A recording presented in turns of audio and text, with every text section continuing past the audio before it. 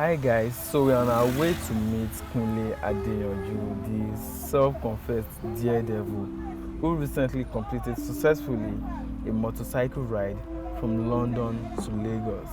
The journey took 41 days. He traveled 12,000 kilometers through 13 countries and 31 cities on a motorcycle. It's crazy. There's the usual Lagos traffic, but we should be there soon. So yeah, come with us.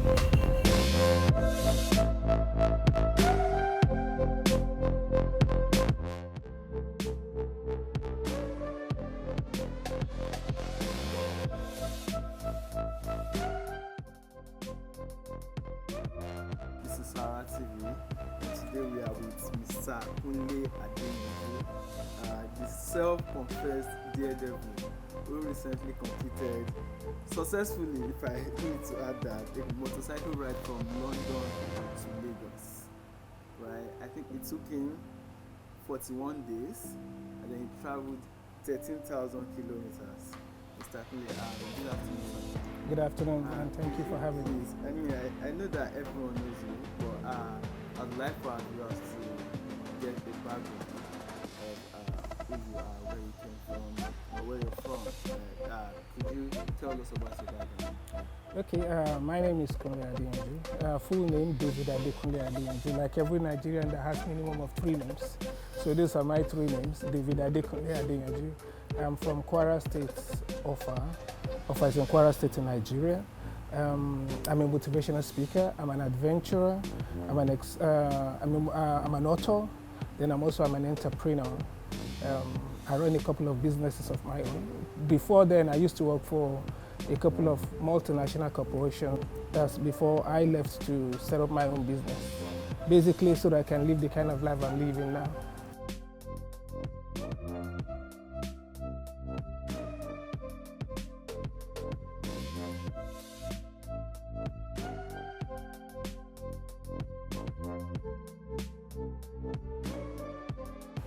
At what point did you decide this is something you needed to do? Well, it's not that at one point I decided, not that something I did in the last 1 year or 6 months, no. By virtue of what I do, my training, I build plan for company. And over the years, you ask yourself, how are we doing this business now? How are we going to be doing it in the next 5 years, the next 10 years? Then you build a roadmap towards that. So I do the same for my life. I have a life plan. I ask myself, what do you want to do with your life in the next 5 years? What do you want to do with your life in the next 10 years? Then I build a roadmap towards that. So basically what you're seeing now is part of my plan, my life plan, which I've built. So all those adventures you've seen me done, like climbing Mount Kilimanjaro twice, cycling from Lagos to Ghana and back, okay, doing my bungee jumping, doing skydiving and all that, they are part of my life plan. So doing London to Lagos now is also part of my life plan that has been there. You know, those my bucket list, those things I call the before I die thing. Okay, so I guess my question is, yes, this is a bucket list thing, but what motivated London to Lagos?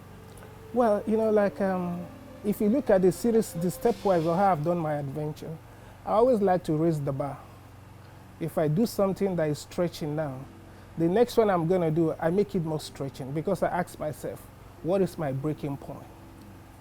Then I realized that every time I stretch it, I still cope, I don't break. Then I said to myself, Sahara is very dangerous. It's extremely dangerous place. Why don't I bike? Am I going to break? I was just testing my breaking point. So I look for something daring, something difficult, something challenging, very hard, that probably could break me.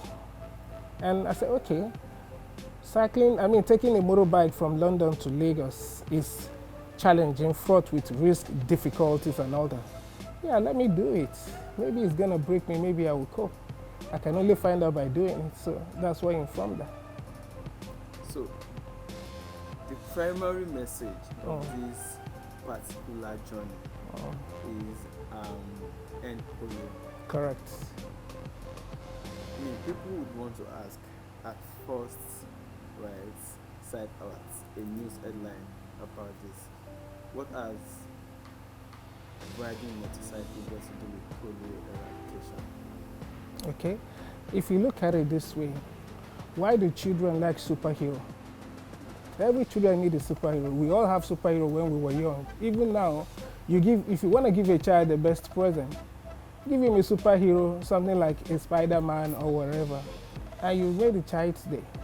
So for me, doing the London to Lagos ride was to say, is it very hard? The answer is yes, it's extremely hard. Am I doing it for myself? The answer is no. I'm doing it to address to support, a cause for the less privileged, the underprivileged people, to try to give back to the community, to try to, solve some of those little problems we have in the world. So if you liken it to that, and for me, that essentially why, the ride took so much bigger dimension than I imagined when I was even conceiving or starting the ride. Is it right about awareness or fund for eradication of polio? It's the strategy is two-pronged. It's a two-pronged approach. If you look at it, it's about awareness and also it's about raising funds. There's still some hesitancy about polio vaccine. So even if we raise the money and we don't break that hesitancy, okay, that phobia about the vaccine, of what use is that? Because you get a vaccine, then you end up destroying. So what's the point? But first, let's see how we can heighten the level of acceptance. People can, openly accept the vaccine. And when people get that message, that awareness, that engagement that this is safe and something we need to do to kick out polio from Africa, then people will accept it. So acceptance, awareness of that message is key, first. Then the second part is we need to raise that fund also to be able to, after getting people to accept it, you need to make sure you have the vaccine available rather. So that is why the strategy has to be in two prongs. Tell us about the countries. How many countries? 13 countries in total. Wow. So a total of about 13 countries and close to, I think, about 38 cities, wow, which I passed through. Wow. You were denied entry into Cote d'Ivoire at first. How did that make you feel, knowing what you were trying to do? Well, it was painful, it was hard, and coupled with the fact that after riding 400 kilometers from Bamako to the border, and only for you to be denied entry and asked to go back, it's painful, but why was I denied entry? Yes, I got a receipt because of the ECOWAS blockade on Mali, which forbids anyone from coming into Mali, into any other ECOWAS country or going in or out. So for me to ingress Cote d'Ivoire, I needed a laissez-passer coming in from Mali. A laissez-passer was issued to me by the Nigerian ambassador, in Mali. But the point is the Cote d'Ivoirian rejected the laissez-passer, claiming that Cote d'Ivoire is a sovereign nation. So Nigeria does not have the authority to tell them who to accept or who not to accept into their country. So it is the Cote d'Ivoirian ambassador that should issue me a laissez-passer, not the Nigerian ambassador. And they were right. They made sense, because I knew they were justified with their rejection. I stand on that. Because if it's Nigeria too, we won't accept it. So, but being the person at the receiving end, it was painful. But yes, the Cote d'Ivoirians were justified. But this issue, it was a Sunday, so it was difficult to get people to issue the laissez-passer for me. But on Monday, the following Monday, it was resolved. I got the laissez-passer. Then from Burkina Faso, I was able to ingress into Cote d'Ivoire. It's actually 12,000 kilometers. I don't know where the 13,000 kilometers kept coming from. But what I did was 12,000 kilos. And of these 12,000 kilos, 3,100 kilos was done in Europe. That's from London to Algeciras, okay? That's 3,100 kilos. And the other, about 9,000 kilos, was from Tangier in North Africa. That's Tangier, Morocco, it's North Africa, down into Lagos. So that was about 9,000 kilos. Let's talk about how people received you. Okay. We've seen Nigeria's version of the reception. How did it go down in all those other countries and cities that you mentioned? How were you received? Europe, normally the European culture, the reception wasn't really as grand as we have in Africa. The ride in Africa was so much better, because the ride in Europe was lonely. Okay, you are just there. In North Africa too was a bit lonely, was somewhat lonely too, because you ride alone. I rode alone all through, from Europe, through Morocco, through Mauritania, through Senegal, then down into Mali. The real reception actually started from Mali, where I had, the bikers there were always there, to show support, to show camaraderie. They were so impressed, with what I did, or what I was doing then, because it was like opening a lot of people's eyes to, yes, we can do it. And so it was actually quite nice, People say spirits. Yeah. Was that true?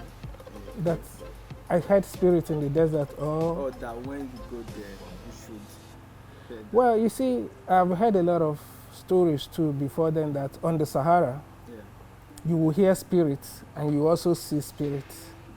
But when I heard that, my kind of person, I don't believe in all those kind of things. I just said, you guys are just telling, like stories of their own. I said, things like that don't move me, because you say you see spirits, describe how the spirit looks, But, like, those are what you keep hearing.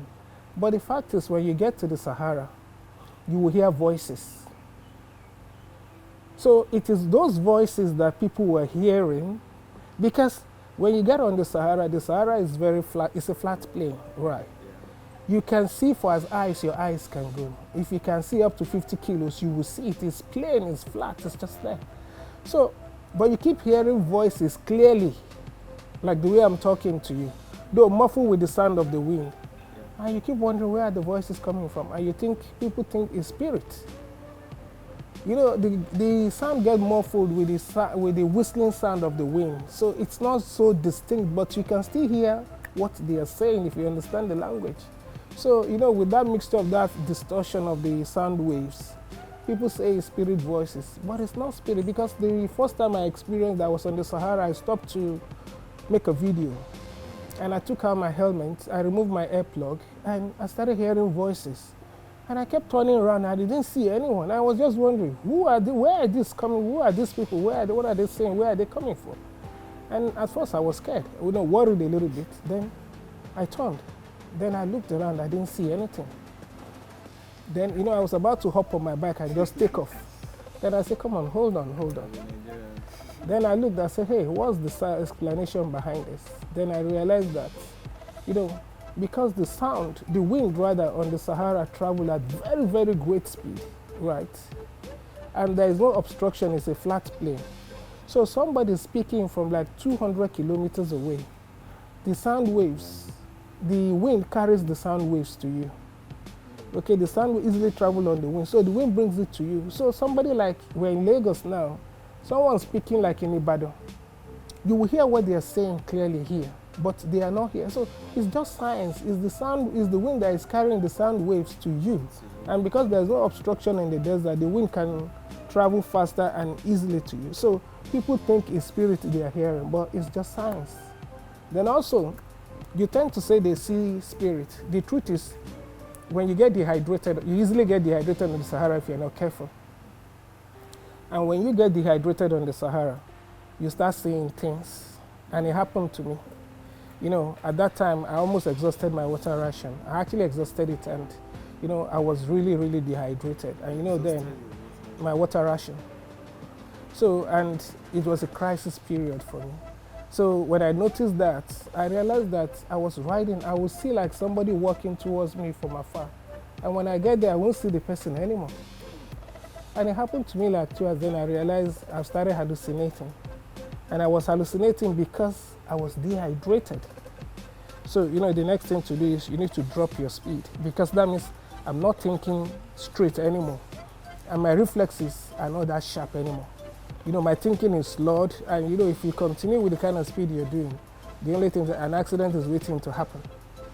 So I had to drop my speed drastically to actually like 50 kilometers an hour or 45 kilometers an hour until I'm able to solve the problem, which is get water. So that was, so when people tell you they are seeing spirits, it's because they are dehydrated, okay? And they start hallucinating, and you start seeing things. Your brain starts, deceiving, you start imagining things. And when you imagine it, you start creating that image in your brain. And you think it's some spirit you're seeing, but it's not. It's as a result of dehydration and hallucination. I experienced it, so all those things that you're seeing spirit or hearing voices is just signs. I mean, obviously, it's now very clear that you discovered things, right? Because, I mean, at the beginning of all of this, you just wanted to help people with polio eradication and awareness for polio and stuff. Could you tell me, what are the other things you discovered, right, in the course of all of this? Well, you see, for me, the key highlight, the most important key highlight of this trip so far was the discovery of the true African story. And I've been talking about this to everyone, everyone I talk to, all media houses, friends, public fora where I speak, is the story of the African people. Before going on this trip, I read every available information I could lay my hands on all these countries I was going to travel to. All this, the CIA fact book, the SIS, think of all this intelligence if I could lay my hands on. I read them. And all of them painted all those African countries as red zones. Red zone meaning very dangerous place that you don't avoid it, don't go there, okay? Only very few countries has amber. Amber is exercise great caution. Don't go there except you have to. Those kind of things. And that's what all the African countries were painted, with the exception of Morocco. Morocco was green, but was green up to Agadir. Anything after Agadir towards Laayoune was red. And Burkina Faso was actually very deep red, that forget it, don't go there. So Burkina Faso wasn't even part of my plan in the first place. I only went into Burkina Faso because I was denied entry in Côte d'Ivoire at first. So, with this kind of narrative about all this country as dangerous, don't go there, avoid it, all those kind of things. But when I got into Senegal, into Mali, that was a red zone, I was amazed. The people there are friendly. They are extremely friendly people. They are hospitable. They are nice people. The land is diverse.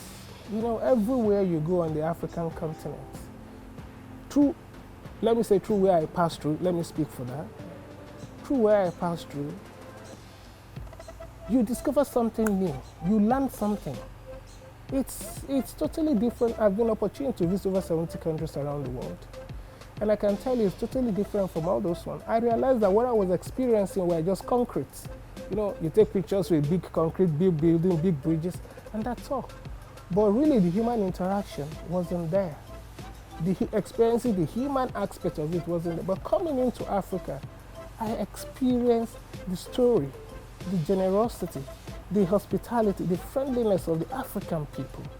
And for me, that's a lot richer. I'll give you an example of a story of one that actually drove that home so well. While I was in Mali, leaving Mali, I think it took quite a while because of the ECOWAS blockade for me to clear the border formalities and all that, the immigration and the custom clearance for the bike. So by the time I got done, it was like 7 p.m. in the night, so in the evening rather. So I still had 90 kilos to cover to get to Kai, where I planned to spend the night. So while I was riding that night, it was dark, visibility was bad. Then a truck coming opposite direction trying to avoid a pothole, swerved into my lane, right?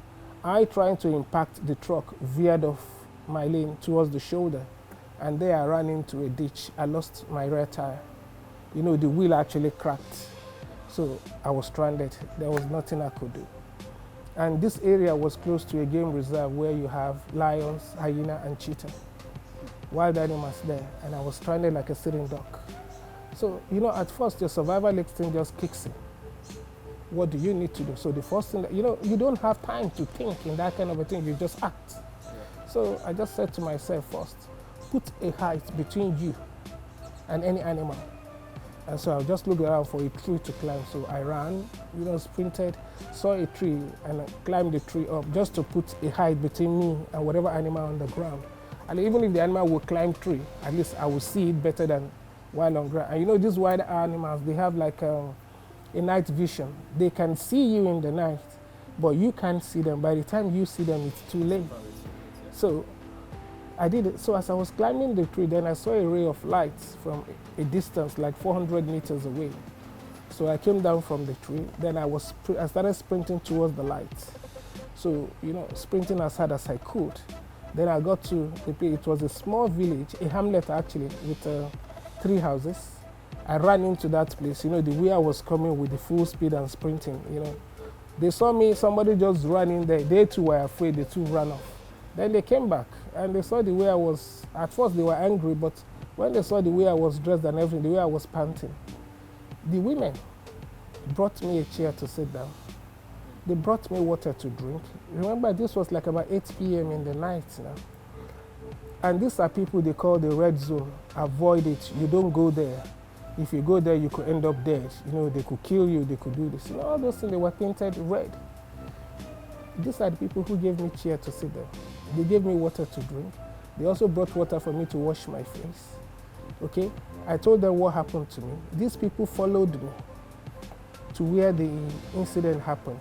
They helped me recover the bike from that place to their village. On the way, when I was going to recover my bike, I got network signal on my phone. I was able to call my interpreter. Normally at every border, I hire an interpreter. So I was able to call my interpreter at the border, who I left 30 kilometers back, that I should pick a vehicle and come rescue me from the village. Okay? And so it took him almost 3 hours before he got to me. But in that 3 hours, I was with these people who the Western media classify as red zone. If they are really bad people, if they have killed me there, nobody will know anything because they could have just disposed of me. It was in the night, almost like 9 p.m.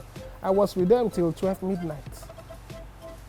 And the following morning, when I came back to recover the bike, everything I left on the bike was still there, intact. Nothing was taken. So tell me, to me, that is humanity.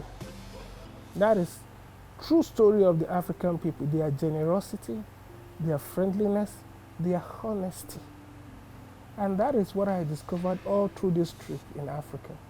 That all those things that were used to describe all these countries in Africa were totally false. Well, this is not the first in the series of die-hard adventure that I do. Like I told you, I have climbed Mount Kilimanjaro twice, which is life-threatening also. I've done bungee jumping. I've done skydiving. I've ridden bicycle from Lagos to Ghana and a host of other die-hard things like that. So they know the kind of person I am. They know that, yes, I like all these hard things, right? But also one thing they know is they know that I don't take stupid risks. And why don't I take stupid risks? Is because everything is risky. But in taking my risk, I plan a lot. I plan and do detailed planning how to mitigate those risks. I do that a lot. So because they know who I am, my kids said to me, okay, Dad, go for it, but make sure you come back. And I'm back. Right. When you got back, I'm assuming you met them. I know, I haven't seen them. They are not in Nigeria, they are abroad. Yeah, so, yeah. So you didn't get the welcome back? No, not yet, but I will.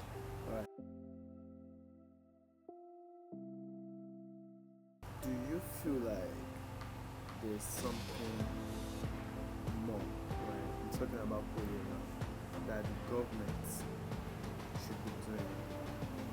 If you ask me, the answer is yes. And why is the answer yes? Because in as much as you still have a problem and you've not solved it, then there's still more you need to do. So the only time you know that yes, you've gotten the winning, how will I say, the winning formula is when you're able to solve the problem. As long as the problem is still there, you've not been able to solve it, then there's still so much to do. So we still have polio around us. Yes, Africa is certified polio free. But is the virus still here? The answer is yes. And because people are still being infected with polio in Afghanistan and Pakistan. And you know, like COVID, because people travel, the virus will get here if we don't do anything. So those things we did, okay, that got us polio certified polio free, okay, we need to intensify them, and they are simple. They are not easy, but they are very simple. And what is that? Immunize the children. We call it the 2-to-1 partnership, funding partnership. That means for every $1 we raise on this adventure, for every $1 I raise to end polio, Bill Gates will match it with $2. So, and $1 immunizes 2 children. A vaccine is 50 cents, right? So, if I raise $1, that means we can immunize 6 children. Okay, because of the $2 that Bill Gates will add to it. So imagine if I raise $1 million, Bill Gates will add another $2 million, so that would be $3 million. So he's a major contributor into polio. And he is knowing how important this is, that we can eradicate this, and to eradicate this disease from Africa and the world over. You know, for him to come tweet about it is. So he's already a major contributor. All the money I'm raising, he's gonna match it with 2-to-1.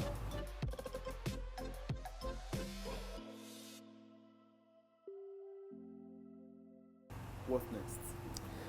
Well, you see, like I told you earlier, that I'm a guy who likes to plan. I have a life plan, you know, and I have a series of those things I call before I die thing, and my bucket list, those things I want to do.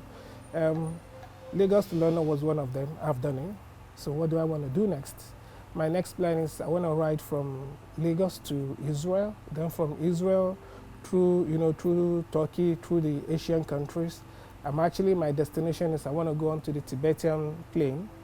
I want to ride in Tibet on the Tibetan plain. Then from there, actually, it's going to Mount Everest Base Camp, where I would drop my bike, then try to climb the mountain, trying to climb Everest. So that's what's next for me, and I look at the next 2 years to do this. You want to achieve this in the next 2 years? In the next 2 years, yes. Would that be for polio or something else? It may be polio, it may be something else, but certainly it will be to address another humanitarian cause. Thank you very much. This has been great. Thank you, Dr. for having me.